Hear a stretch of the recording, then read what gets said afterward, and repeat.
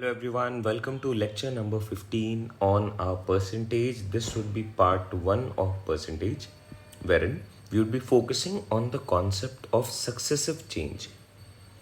इससे हर साल एक क्वेश्चन आ रहा है. अगर मैं बात करूँ 2020 की तो एक क्वेश्चन था, 2021 one question, 2022 you got one question. So these questions are on the easier end. मतलब अगर आपने ये समझ लिया इन टू वेरिएबल्स तो ये बहुत आराम से बनते हैं. तो 100% स्कोरिंग है ये, इसलिए इस टॉपिक को लेके आ रहा हूँ. और ये पार्ट 1 रहेगा आपका परसेंटेज कैलकुलेशन से बेस्ड क्वेश्चंस का. All right, you know the drill. First of we start with questions. All right, यहाँ पे मैंने कोडिंग डिकोडिंग का होमवर्क क्वेश्चन रखा है बिकॉज बहुत लोगों का डाउट आ रहा था कि ये वाला क्वेश्चन आपसे बना नहीं या आंसर्स में डिस्पैरिटी आ रही है. तो चलो एक बार इस क्वेश्चन को यहाँ पे अपने लोग सॉल्व करके देखते हैं. सोचना ज़रा, अगर आपका आंसर आ रहा है तो आप एक बार कमेंट कर दो कि क्या हो सकता है. In a certain code UPSC is coded as AQTD. तो मैं यहाँ पे लिख रहा हूँ UPSC and it is coded as AQTD. All right, then we have another word which is prelims, PRELIMS, और इसे कोड करा गया QSIMONT. हमारे से पूछा जा रहा है what is the code for CSAT in the same coded language and no options is given to us. Okay, let's see. आप देखो ज़रा UA कैसे बन रहा है. कोई कनेक्शन दिख रहा है? एज ऑफ नाउ मुझे कुछ नहीं समझ में आ रहा. P से Q आप कैसे जा सकते हो? How can you go from P to Q? आपको दिख रहा है P+1 the next element is Q, S+1 the next element is T. मतलब नेक्स्ट एलिमेंट S के बाद next letter is T, C के बाद next letter is D. But U के साथ ऐसा नहीं हो रहा है. U के बाद नेक्स्ट लेटर इज V और यहाँ पे A आ रहा है. ओके, तो मैं इसे ज़रा भी साइड रखता हूँ कि ये यहाँ पे बैठ नहीं रहा है. ऑल राइट, इधर आ जाओ. P के बाद Q सेम +1, R के बाद S+1, E के +1 करोगे E पे you get F. But here what do you have I. तो ये यहाँ पे भी फिट नहीं बैठ रहा है.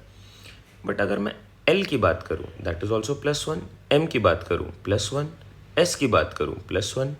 But what about I? I के लिए आप देख रहे हो +1 होके J होना चाहिए, बट यहाँ पे O है. So I come to a conclusion that the relations is not just related to next letter. अगर मैं इंग्लिश अल्फ़ाबेट की बात करूँ तो English alphabet can be divided into 2 major parts and those are based on the relation between consonants and vowels. All right, vowels कितने होते हैं? You know the drill. A, E, I, O, U. अब ज़रा आप ध्यान देना. जैसे मैं U के बाद बोलूँ आपसे कि A के बाद कौन सा वॉवल आएगा तो E. E के बाद कौन सा वॉवल है? The answer is I. E के बाद I. I के बाद you get O. I के बाद you get O. What after you? After you, you get A. So after you, we have A. So we can come to a conclusion that is U, and after U we have A. So this is nothing but NV. What is NV? NV represents next vowel. All right. यहाँ पे भी एक vowel है, तो मैं यहाँ से NV कर दे रहा हूँ इसे, NV. So can I come to a conclusion that the logic could be when you are looking at a consonant, take the next consonant, NC is next consonant, and when we are dealing with vowels, let's take the next vowel. तो इस तरीके से मेरे लिए sequence बिल्कुल ही uniform बनेगा. आप देखो P and Q it is the next consonant, S and T the next consonant, C and D the next consonant. Same goes for P, R, L, M and S. I hope you are following this. No doubt in this. Okay. So you tell me what is the next consonant after C? The next consonant after C is D. The next consonant after S is T. The next vowel after A is actually E. And what is the next consonant after T? The next letter after T is U, but U is a vowel, तो मैं उसे vowel के category में रखूँगा. Next consonant is actually V. So DTEV is our correct solution for the code of CSAT. I hope this helps. चलो We are done with the homework question or the assignment question of lecture number 14.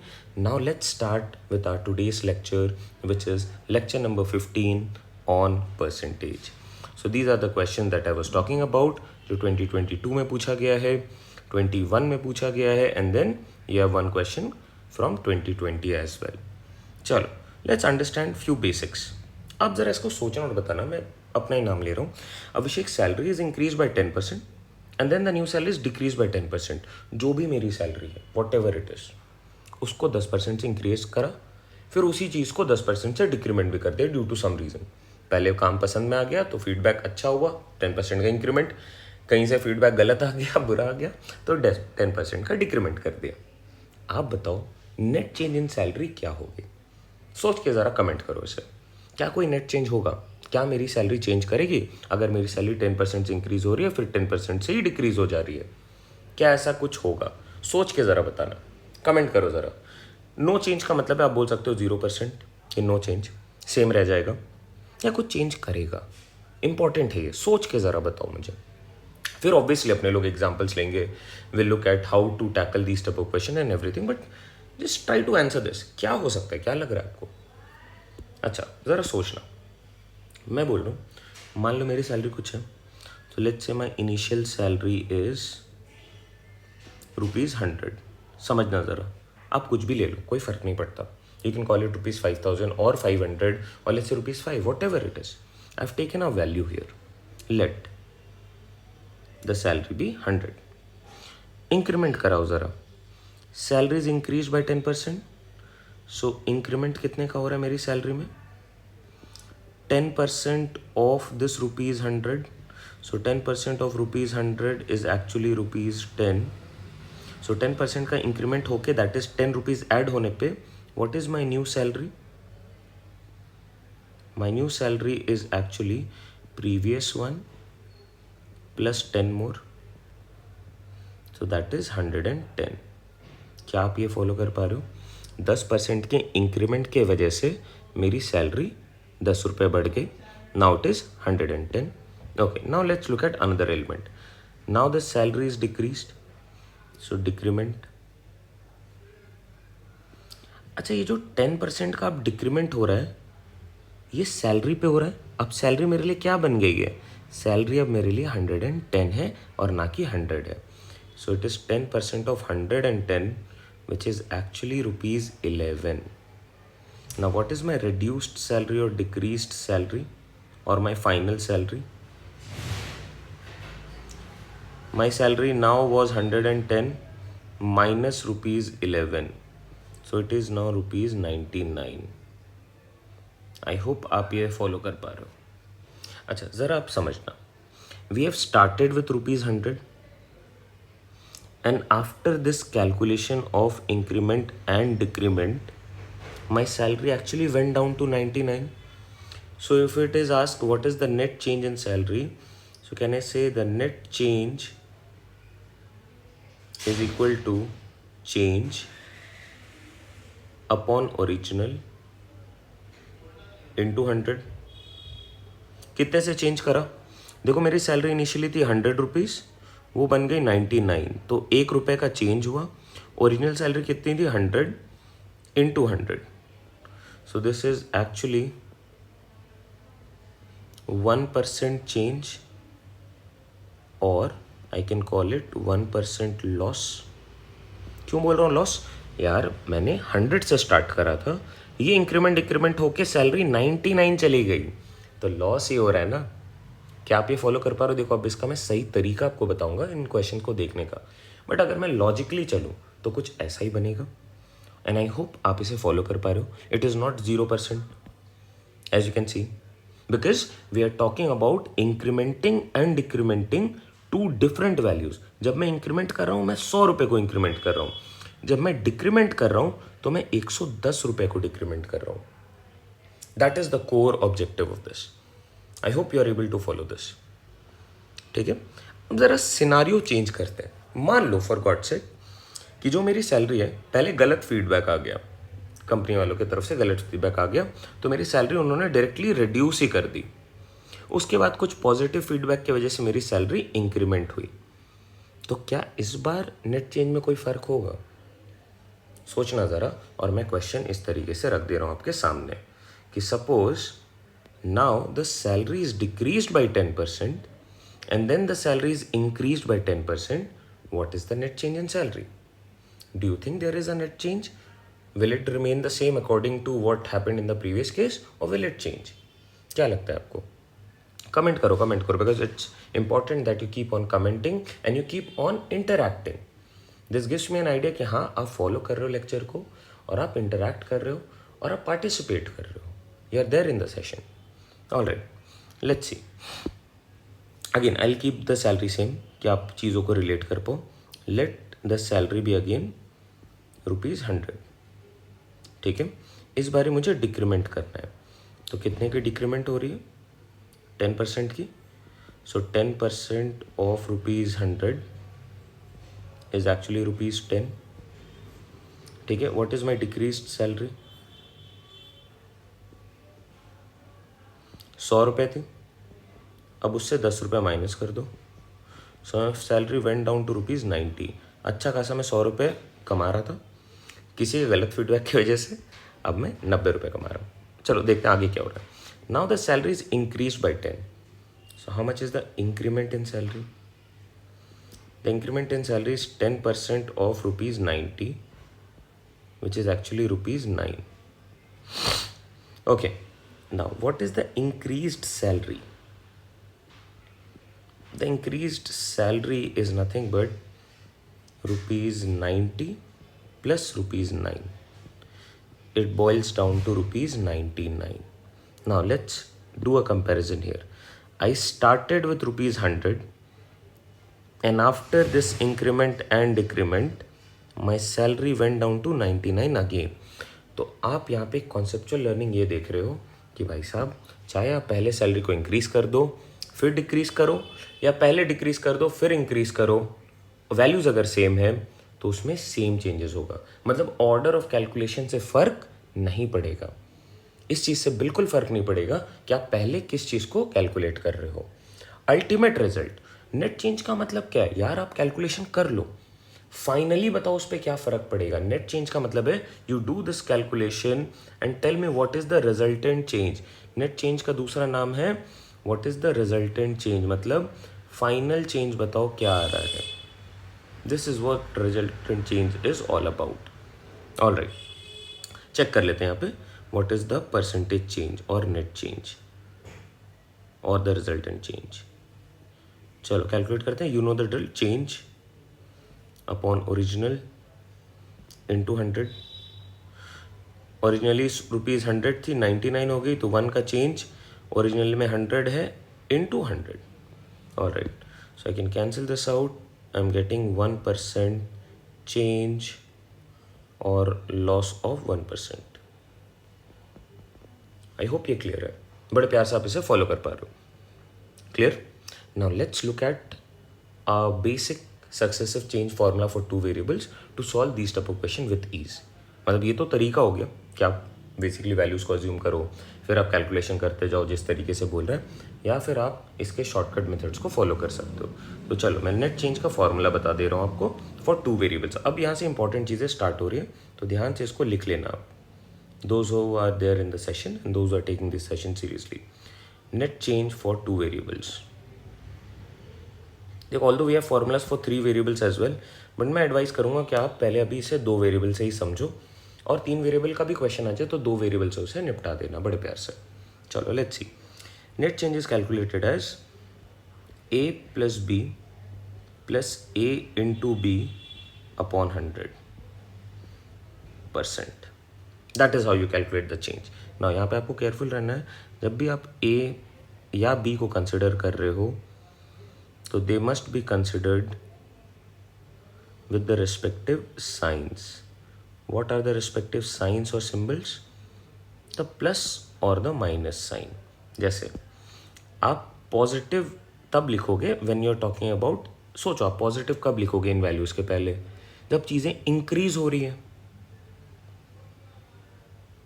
या चीज़ों profit में है या आपको growth दिखाना है, या फिर मान लो आप किसी रेस्टोरेंट में हो, आप एक बिल पे करते हो, बिल पे टैक्स लिखा हुआ है, कोई भी टैक्स जुड़ रहा है, सर्विस टैक्स जुड़ रहा है, कोई भी और टैक्स जुड़ रहा है, तो वो एक्चुअल में बिल अमाउंट को इंक्रीज कर रहा है, डिक्रीज कर रहा है, तो बिल अमाउंट को बढ़ा ही देगा. So tax will also be added up positive में. ऑल राइट, आप बताओ आप किन चीज़ों को नेगेटिव से डिनोट कर सकते हो, नेगेटिव साइन से. नेगेटिव साइन से आप सिंपली लॉस को इंडिकेट कर सकते हो, डिक्रीज को इंडिकेट कर सकते हो, डिक्रीमेंट को इंडिकेट कर सकते हो, फॉल को इंडिकेट कर सकते हो, या फिर आप को कोई डिस्काउंट दे रहा हो आपके किसी भी प्राइस पे, आप एक आर्टिकल खरीद रहे हो, उस पर 10% का ऑफ कर दिया, 10% का डिस्काउंट दे दिया, तो जो भी प्राइस था वो नीचे चला जाएगा ना, प्राइस इंक्रीज तो नहीं हो रही है, तो discount will always be considered with the negative sign. ठीक है, अब तो ये हो गया. अब ज़रा ये फॉर्मूला आपने नोट डाउन कर लिया है, एक बारी इस क्वेश्चन को सॉल्व करते हैं. Salary is increased by 10, decreased by 10, what is the net change. Can I say A is equal to positive of 10 increased by 10 and B is equal to minus of 10. क्यों? क्योंकि decrement था. चलो अब ज़रा net change निकालते हैं. Net change is given bye A plus B plus AB by 100, तो 10 plus B that is minus 10 plus A into B. अब ये माइनस साइन है इसलिए मैं ब्रैकेट यूज़ कर रहा हूँ, क्या आप फॉलो कर पाओ. ऑल राइट, आप मुझे बताओ ये क्या बन गया. 10 plus minus minus, then we have minus plus minus 10 into 10 upon 100. All right, ये वैल्यूज़ बिल्कुल सेम है तो एलिमिनेट हो गई. यहाँ पे 1 0 1 0 1 0 1 0, फ्रैक्शन में माइनस साइन रह गया, तो अल्टीमेट इसका रिजल्ट आ गया -1%. और माइनस साइन क्या इंडिकेट करता है, माइनस साइन इंडिकेट करता है लॉस, तो माइनस साइन इंडिकेट लॉस और 1% लॉस. यही आंसर आ रहा था. क्लियर है. अब ज़रा आप सोचो, आपने अगर यहाँ पे A की वैल्यू -10 रख ली और B की वैल्यू +10 रख लो, तो भी आंसर चेंज नहीं करेगा ना. जैसा आप देख भी पा रहे हो यहाँ पे कि पहले आपने सैलरी को डिक्रीज कर दी, A इज़ -10, फिर सैलरी को इंक्रीज करा तो B is +10. I hope the formula is clear. Now, if the formula is clear, then we can proceed quickly with our questions. मैं ज़रा जल्दी अभी इन क्वेश्चन को निपटाऊंगा, बिल्कुल 1-1 मिनट के अंदर सारे क्वेश्चन जितने अभी आ रहे हैं. ठीक है. फॉर्मूला क्या है, always remember A plus B plus AB by 100 and you have to be careful while you are assuming these values, कि कंसिडर जब कर रहे हो तो प्लस और माइनस का फर्क बहुत ही इंपॉर्टेंट है. क्लियर. चलो अब जरा आगे बढ़ते हैं, नेक्स्ट क्वेश्चन सॉल्व करते हैं. अभिषेक सैलरी इज इंक्रीज्ड बाय 20%. ए की वैल्यू बोलना +20, डिक्रीज्ड बाय 20%. बी की वैल्यू बोलना -20. Very good. What is the net change. You know the net change is given by the formula A plus B plus AB by 100%. All it, let's do this. 20 plus -20 plus 20 into -20 upon 100. What do we have? 20 plus minus -20, minus sign बाहर आ गया, 20 into 20 upon 100. आप मुझे बताओ ये दोनों आपस में cancelled out, then you have 1 0 1 0 cancelled, 1 0 1 0 cancelled. This is nothing but minus of 4% और लॉस ऑफ 4% अल्टीमेटली. तो अगर मेरी सैलरी 20% से डिक्रीज हो रही है, फिर 20% से इंक्रीज हो रही है, या पहले इंक्रीज हो रही है फिर डिक्रीज हो रही है, अल्टीमेट रिजल्टेंट हमेशा मुझे लॉस का ही होगा. और कितने परसेंट का होगा, 4% का होगा. चलो नेक्स्ट क्वेश्चन पे जाते हैं. सेम ए की वैल्यू बोलना ज़रा. A is increased by 30 so +30, B is decreased by 30 so -30. You know the formula for net change, A plus B plus AB by 100. So A की जगह पे मैं लिख रहा हूँ 30 plus B that is -30 plus A into B upon 100%. All right, so this becomes 30 minus 30 plus minus -30 into 30 upon 100. How much is this. देखो ये तो simply cancelled out, same values हैं. 1 0 1 0 1 0 1 0. सो माइनस ऑफ 3 3 ज़ा 9, that is 9%. Minus sign यहाँ पे क्या indicate कर रहा है? Loss of 9% in salary. देख रहे हो कितनी जल्दी. If you know this formula, that is a plus B plus A B by 100. और आपको बस सिंबल्स का ध्यान रखना है, किस तरीके से इनको रखना है. चलो नेक्स्ट क्वेश्चन पे बढ़ते हैं. What is the value of a single discount equivalent to two successive discounts of 50% and 50%? आप एक मॉल में जाते हो, वहाँ पे आपको एक टी शर्ट समझ में आता है, उस पर टैग लिखा हुआ है 50 प्लस 50 ऑफ. तो क्या वो फ्री में मिल रहा है? 50 प्लस 50 100 हो गए. क्या वो फ्री में मिल रहा है 50 प्लस 50 ऑफ? नहीं. पहले 50% ऑफ होगा, जो रिमेनिंग वैल्यू होगी उस पर और 50% ऑफ हो जाएगा. तो आपसे पूछा जा रहा है सिंगल डिस्काउंटेड वैल्यू बताओ जो कि दो सक्सेसिव डिस्काउंट्स 50 और 50 के बराबर हो. या तो आप बोलो कस्टमर को कि भाई साहब 50 प्लस 50 ऑफ ले लो, या फिर आप उसे बोल दो कि भाई साहब 70% ऑफ ले लो या 75% ऑफ ले लो. तो कौन सा बेटर सूटेबल रहेगा? चेक करते हैं. कुछ नहीं करना है, डिस्काउंट्स हैं. तो आप बता दो single discount would be basically net change. Net change is given by A plus B plus A B by 100.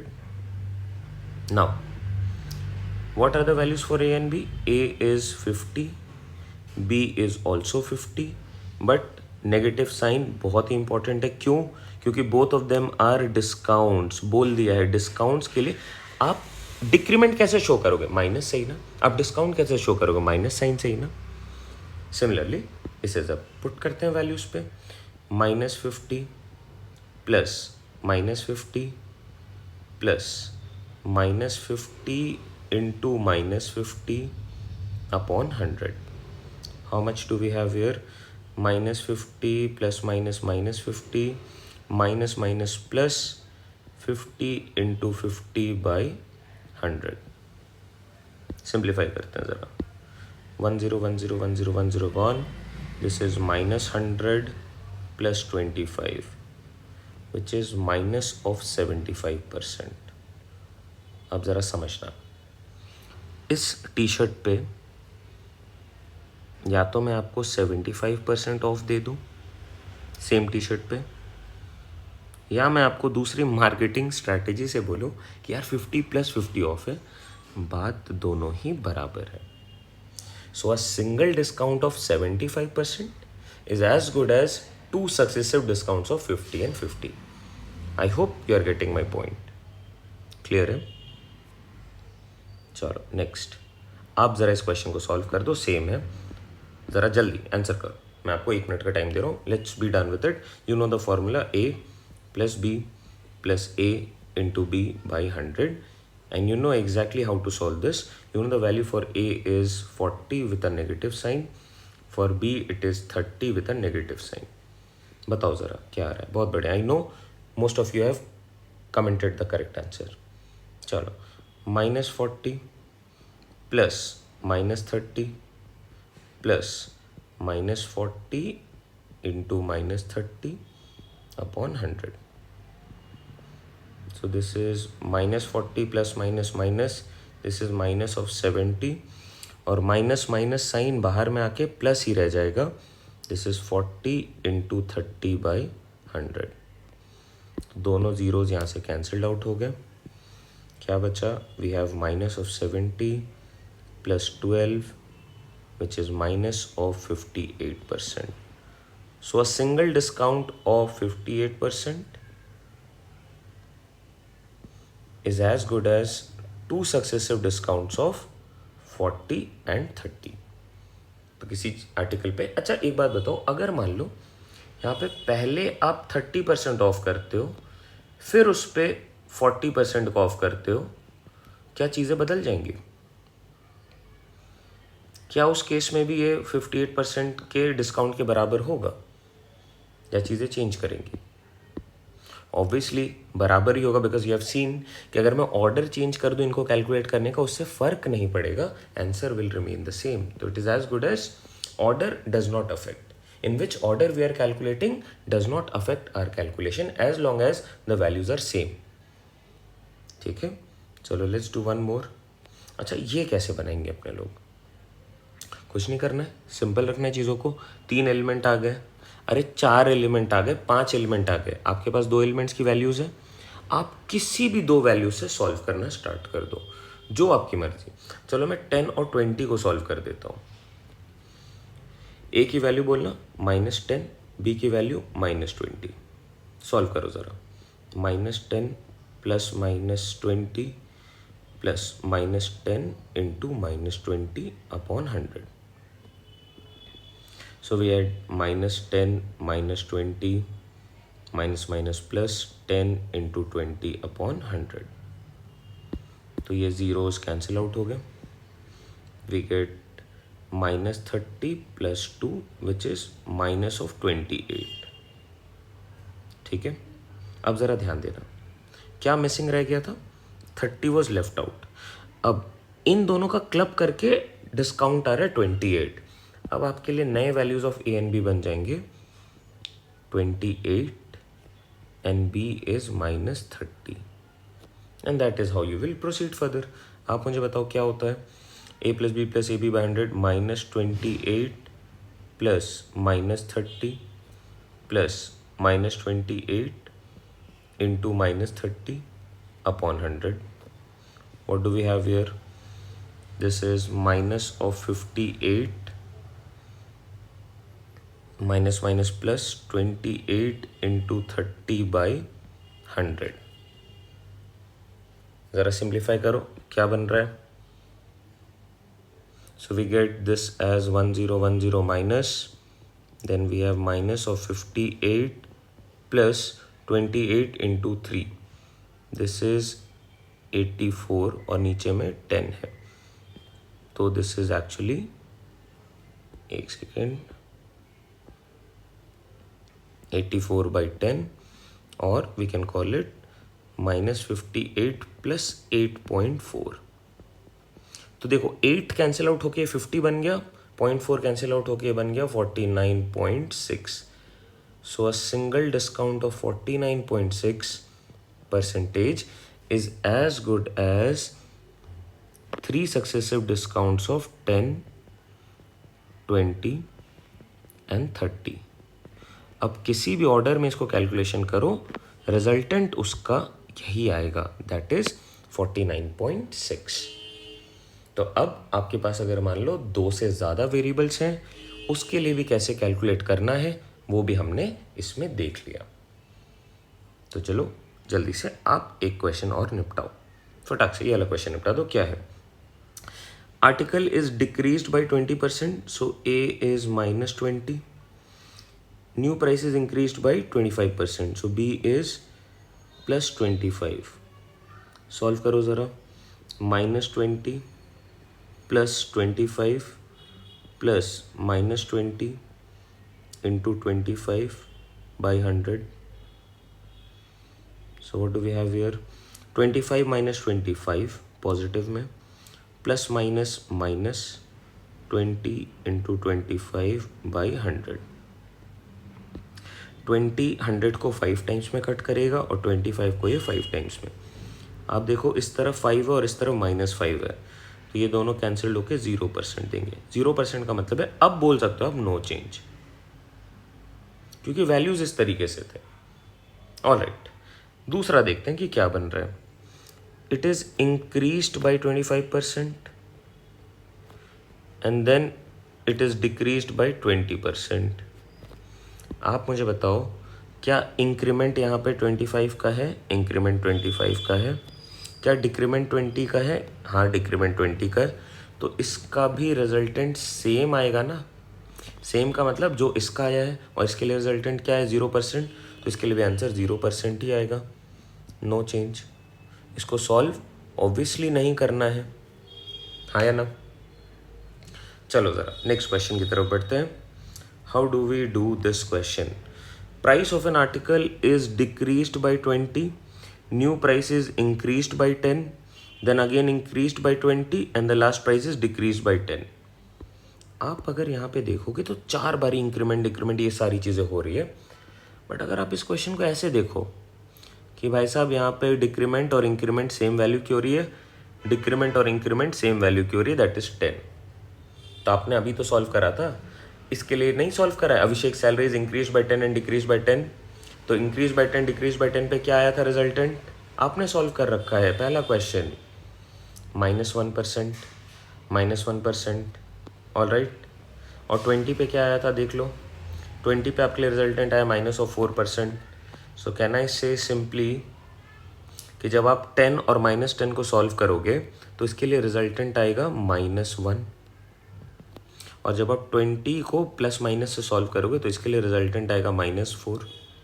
अब आपके लिए a की वैल्यू बन गई -4 और b की वैल्यू बन गई -1। ज़रा इनको सॉल्व कर दो, बात खत्म। So this is net change as -4 plus -1 plus -4 into -1 upon 100। So this is minus of 5 minus minus plus 4 into 1/100। तो ये बेसिकली बन गया -5 प्लस 0.04 विच इज़ एक्चुअली -4.96%। तो अगर इस तरीके से क्वेश्चन आता है, यू नो द आंसर। अब अगर आप इसको बेसिक मेथड से करने जाओ तो आपने 100 रुपये अज्यूम करा, फिर 20% का डिक्रीमेंट करा तो 80 रुपीज़ हो गई, फिर 10% का इंक्रीमेंट तो ये 88 हो गया, फिर 20 का डिक्रीमेंट तो इसका 20 इज़ एक्चुअली 8.8 इंटू 2, उस तरीके से चेंजेस होंगे। फिर आपको उस वैल्यू को शुरू वाले वैल्यू से कंपेयर करना होगा, तो ये टाइम टेकिंग प्रोसेस हो जाएगा। But if you know certain concept of successive change और कुछ शॉर्टकट्स, तो ये बड़े आराम से बनेगा। तो इन चीज़ों का ध्यान रखना है अपने को। अब इन्हीं के बेसिस पे आप मुझे बताओ कि अगर ऐसा कुछ क्वेश्चन आ जाए, the length of a rectangle is increase by 20% and the breadth is increase by 10%, what is the percentage change in area, comment the answer. Same successive change लगाओ और आंसर करो। पहला क्वेश्चन ये रहेगा, दिस इज क्वेश्चन नंबर 1। दूसरा, यहाँ पे ये क्वेश्चन नंबर 2 है और इसके 2 क्वेश्चन है, 1 एंड 2। वॉल्यूम में क्या करना, बस वो बता दे रहा हूँ। सरफेस एरिया में you know the process. Volume के लिए क्या करना है, ए की वैल्यू है 20, बी की वैल्यू है 20 और सी की भी वैल्यू है 20। और सरफेस एरिया पे के लिए क्या करना है, एरिया पे हमेशा 2 चीज़ों पे बात होगी, तो ए एंड बी 20 एंड 20। क्यों पॉजिटिव है, क्योंकि यार तुम वैल्यूज़ को इंक्रीज कर रहे हो, तो जो भी रिजल्टेंट आएगा वो पॉजिटिव ही आएगा। क्लियर है। बस आप इसको कलेक्टिवली सॉल्व करके दोनों के लिए आंसर कमेंट कर दो, क्या आ रहा है। लेट्स सी कि अगर आप कमेंट कर पा रहे हो, विच मीन्स आपका ये वाला टॉपिक क्लियर होते चले जा रहा है। This gives me an idea कि yes you are following the session. चलो यार, अब ज़रा PYQs बनाते हैं, जो PYQs पूछे गए हैं पिछले 3-4 सालों में। चलो स्टार्ट करते हैं विद द ईयर 2022। क्या बोला जा रहा है, the price of a certain item was incremented by 25% and then decremented by 20%। यार अभी आपने सॉल्व करा है, बाद में 10% इंक्रीज करना, पहले इन दोनों को सॉल्व करो। ए की value +25, you know the answer, but एक बारी चलो सॉल्व कर लेते हैं। -20 क्या बन रहा है, चेक कर लो। 25 plus -20 plus A into B, that is 25 into -20 upon 100। क्या बन गया ये, 25 -20 इज 5 प्लस 25 इंटू 20/100। 20 इसको 5 टाइम्स कट कर रहा है और ये भी 5 टाइम्स, और ये माइनस साइन है। क्यों, क्योंकि प्लस माइनस बाहर में आके माइनस बनाएगा। सो दिस इज 5 - 5 और 0%। तो कैन आई से इन दोनों का जो रिजल्टेंट आया वो 0%, मतलब यहाँ पे कोई चेंज नहीं हो रहा है। अब आप देखो, आप शुरू से प्राइस को क्या करो, इंक्रीज करो 10% से। So the final answer would be the resultant price is increase by 10%। Option B is the correct answer. ये 2022 का सवाल है, आप बताओ क्या ये डिफिकल्ट है, बिल्कुल भी नहीं है। चलो अब ज़रा 2021 के ऐसे क्वेश्चन को देखते हैं। क्या बोला जा रहा है, decrease by 20%, so A is -20, increase by 25%, B is +25। Net change क्या होगा, you know the net change is -20 +25 plus minus, तो अभी प्लस रहने दो, फिर -20 इंटू 25/100, -20 + 25 ± -20 इंटू 25/100। अब तो आपको याद भी हो गया होगा कि ये क्या चल रहा है। आप मुझे बताओ क्या बन रहा है। 5 - 5 विच इज़ 0% और no change. Which option? Option A is are correct fit. यहाँ पे कौन सा ऑप्शन था? बी। ठीक है, चलो एक और क्वेश्चन देखते हैं। अब ज़रा समझना, 2020 का क्वेश्चन है, दिखने में लेंदी है, बट एक बार आप ज़रा ऑप्शन को इवेलुएट करने पे ध्यान देंगे अपने लोग। Shopkeeper offers the following discount option on an article to a customer. एक शॉपकीपर है, वो कस्टमर को इस तरीके से डिस्काउंट दे रहा है। पूछा जा रहा है which one of the following is correct, कि कौन सा ऑप्शन कस्टमर के पॉइंट ऑफ व्यू से अच्छा होगा। यार आप ज़रा सोचो कि आप एक कस्टमर हो, आपके लिए बेस्ट ऑप्शन क्या होगा हमेशा? प्लीज़ अंडरस्टैंड, आपके लिए बेस्ट ऑप्शन वही होगा जिसमें आपको कम प्राइस पे करना है। तो इन तीनों में से जहाँ पे भी आपको कम प्राइस पे करने वाला ऑप्शन मिलेगा वही आपके लिए बेस्ट ऑप्शन है। शॉपकीपर के पॉइंट ऑफ व्यू से कौन सा अच्छा ऑप्शन है? जिसमें उसको ज़्यादा पैसे मिल रहे होंगे, जिसमें बिल अमाउंट ज़्यादा होगी, that is best option for shopkeeper. Which is the best option for customer? In which someone is paying lesser amount. ख़त्म बात। अब ज़रा आप इवेलुएट करो। मैं अभी ऑप्शन 1 को इवेलुएट कर रहा हूँ, ध्यान देना, ये 2020 का सवाल है। Okay, successive discounts of, so D1 D2 -10 -20, पे a service tax of, tax कितने का है? +10। ठीक है, इसका कुछ तो रिजल्टेंट आएगा, अभी सॉल्व मत करो इसे। दूसरे को देखो, discount of -20 -10 then pay a service tax. आप मुझे बताओ, क्या ऑर्डर से फ़र्क पड़ता है कि आपने पहले 10% का ऑफ दिया, फिर 20 का दिया, फिर 10% ऐड करा, या पहले आपने 20 का ऑफ कर दिया, फिर -10 करा, फिर +10 करा? इससे फ़र्क पड़ेगा क्या? कोई फ़र्क नहीं पड़ेगा, ऑर्डर से तो फ़र्क ही नहीं पड़ता। ये आपने अभी सीखा है, कितने सारे एग्जाम्पल हमने करे थे। तो आप ये बोलोगे ना कि ये दोनों ही ऑप्शन सेम है, इनमें कोई फ़र्क है ही नहीं, दीज टू आर इक्वल। आप ज़रा अब थर्ड को इवेलुएट कर लो। थर्ड पे क्या बोला जा रहा है? First you pay a tax of 10, then you give successive discounts of 20 and 10। यार डिस्काउंट्स के वैल्यूज़ तो तीनों में वही है ना, और टैक्स की वैल्यूज़ भी वही है, तो तीनों के तीनों सेम है, यस और नो। क्या इसको सॉल्व करना पड़ा? नहीं करना पड़ा, if I know the concept of net change और सक्सेसिव चेंज। अगर मुझे ये पता है कि सक्सेसिव चेंज कैसे काम करता है, तो मुझे ऐसे क्वेश्चन को सॉल्व भी नहीं करना है। So all the options are equally good for the customer, you can solve this without even solving. Actually check कर लो यार, आपके पास सारे जो टैक्सेबल अमाउंट है, जो ऐड हो रहा है, इंक्रीमेंट हो रहा है, वो हमेशा 10 है। जो डिक्रीज हो रहा है वो -10 -10 -10 एंड -20 -20 -20, और तो कुछ आ ही नहीं रहा। तो आप इनको देख के एलिमिनेट कर सकते हो, no need to solve this. आप कुछ भी बिल का अमाउंट ले लो, लेट्स से 100, और आप ये कैलकुलेशन कर लो, आपको दिखेगा कि तीनों में सेम बिल अमाउंट हो रहा है after you give discounts of 10 and 20 and then pay a tax of 10। So I hope आपके लिए ये वाला टॉपिक क्लियर था। Tell me if this was helpful and please share it with as many people as you can to make them aware about this channel and the topics that we are covering. Hopefully, we'll try to come up with more lectures and the PYQ solutions as well. Till then, take care. Happy learning, everyone.